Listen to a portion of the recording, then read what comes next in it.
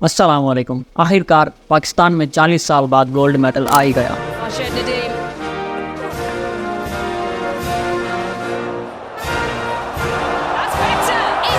और ये पॉसिबल हुआ अरशद नदीम की वजह से। अरशद नदीम ने 92.97 मीटर्स तक यानी कि तकरीबन 93 मीटर्स तक जैवलिन फेंककर एक और नया वर्ल्ड रिकॉर्ड भी कायम कर दिया। पिछला वर्ल्ड रिकॉर्ड 90 मीटर्स का था जो कि 2008 में नॉर्वे के एक एथलीट ने बनाया था। अरशद नदीम ने गोल्ड मेडल लाकर पाकिस्तानियों को 14 अगस्त का एक गिफ्ट दिया है। नीरज चोपड़ा जिसने 89.4 मीटर्स तक जैवलिन फेंका और सिल्वर अपने नाम किया। पिछले कई सालों में लगातार नीरज चोपड़ा ने अरशद नदीम को हराया, मगर जब इतना बड़ा इवेंट था तो अरशद नदीम उनसे जीत गए।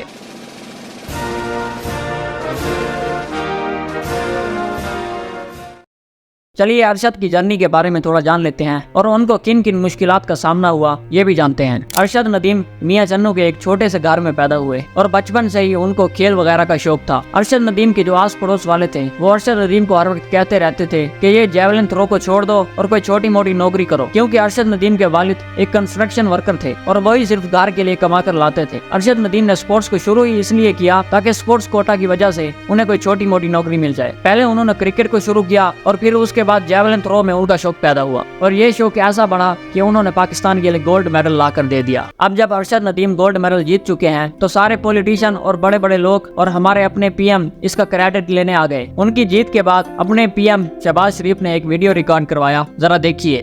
90 से ऊपर सर, बहुत मुबारक हो सर। पाकिस्तान जिंदाबाद। सर आपका विजन है, आपका विजन है सर, आपने मौका दिया। हाँ जी, वीडियो देख लिया कैसे हमारे प्यारे वजीर आजम शहबाज शरीफ अपनी तारीफ करवा रहे हैं, जैसे इन्होंने ही सब कुछ किया हो। जब अरशद को वाकई हुकूमत की जरूरत थी तब तो उनका किसी ने साथ दिया नहीं। अब जब वो अपने बलबूते पर पाकिस्तान में गोल्ड मेडल लेकर आ गए हैं तो सारे ही क्रेडिट लेने आ गए हैं। 2021 में जब अरशद नदीम अरशद शरीफ के एक शो में आए तो उन्होंने क्या कहा, जरा सुनिए। जी बिल्कुल, अगर सर देखा जाए तो हमारे पाकिस्तान में वर्ल्ड लेवल के जैवलिन नहीं है। मेरे पास जो जैवलिन है वो मेरे कोच फयाज हुसैन बुखारी साहब ने दिया था, वो मेरे पास है जैवलिन। उससे मैं घर में हल्की फुल्की ट्रेनिंग कर लेता हूँ, लेकिन एक प्रॉपर जो आप समझ लें कि मेरे पास जो फैसिलिटीज़ है घर में वो आप समझ लें कि नेशनल लेवल की भी नहीं है। मार्च में अरशद नदीम के पास अपने लिए एक जैवलिन खरीदने के पैसे तक नहीं थे, फिर उन्होंने क्राउड फंडिंग करके अपने लिए जैवलिन खरीदा, यानी कि उनके आस पड़ोस वालों ने, रिश्तेदारों ने पैसे मिलाकर उनको जैवलिन लेकर दिया और तब जाकर वो पेरिस में कम्पीट कर पाए। मार्च में नीरज चोपड़ा ने भी अरशद नदीम के लिए हुकूमत पाकिस्तान से मदद के लिए अपील की। फिर उनके बाद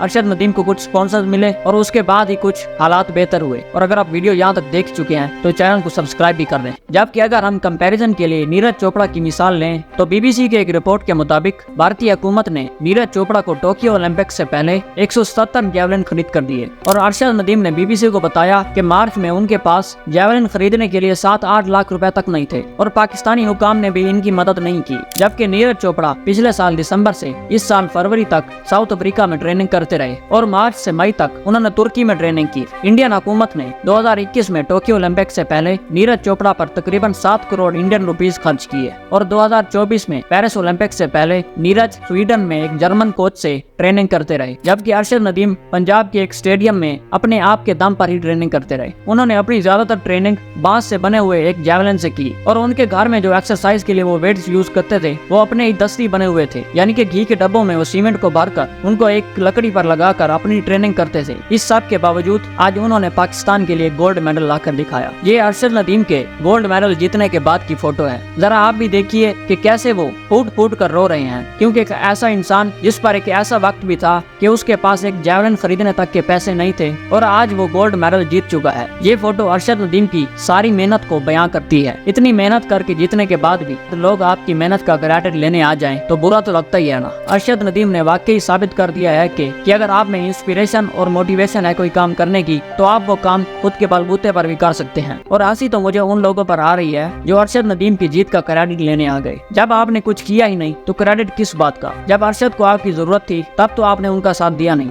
और आप जब वो अपने बलबूते पर जीत चुके हैं तो आप सब उनकी जीत का क्रेडिट लेने आ गए हो। वो कहते हैं ना कि आपके बुरे वक्त में कोई भी आपके साथ नहीं होता, मगर हर कोई चढ़ते सूरज का पुजारी होता है। अरशद नदीम की जीत के बाद अब हो सकता है कि पाकिस्तानी नौजवानों का रुझान दूसरे स्पोर्ट्स की तरफ भी बढ़े, क्योंकि आज तक हम सिर्फ क्रिकेट को ही जानते थे और वही पाकिस्तान में मशहूर थी। हर बंदा एक क्रिकेटर बनना चाहता है, मगर अब अरशद नदीम की जीत के बाद लोगों को पता चलेगा कि दुनिया में और भी बहुत तरह के गेम्स होते हैं और उनमें भी पार्टिसिपेट करके जीता जा सकता है और वो फेम और पैसा कमाया जा सकता है। अरशद नदीम की जीत के बाद अब पंजाब हुकूमत ने उनको 10 करोड़ देने का ऐलान किया है, जबकि नीरज चोपड़ा को हरियाणा गवर्नमेंट 4 करोड़ रुपए सिल्वर लाने के बाद भी दे रही है। उम्मीद है अब अरशद नदीम के हालात बेहतर होंगे और दोबारा उनके साथ ऐसा ना हो कि उनके पास जैवलिन लेने के भी पैसे ना हो। आपको ये वीडियो कैसा लगा नीचे कमेंट्स में बताएं और चैनल को सब्सक्राइब, लाइक, शेयर जो भी होता है करना ना भूलें। अल्लाह हाफिज।